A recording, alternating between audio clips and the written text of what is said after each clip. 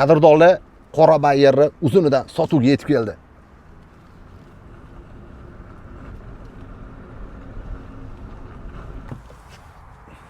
Birinchi Cadillac IQ L, ya'ni longini obzor qilayotgan o'zimiz bo'lsa kerak. Hammaga assalomu alaykum rahmatullohi va barakatuh.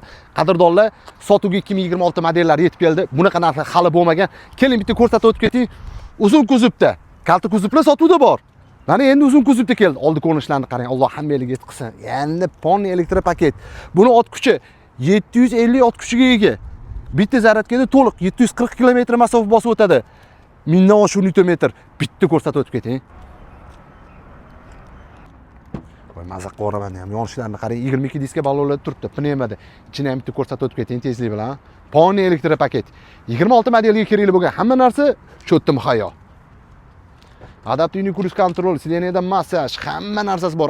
Abagrev tepa tomlari, panorama, oyna. Bu yana qaytarganimdek 26 model longi bo'ladi. Bitta sidenani ham ko'rsatib keting strochkalari bilan. Voy, maza qo'raman deyman bunga.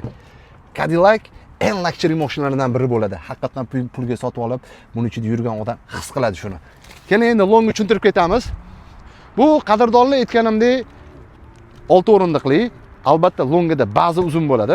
Ochilishini qarang. Mashalloh, Alloh hammaga yetqizsin. Qarang, longida yana orqada ham ko'proq joy qolar ekan.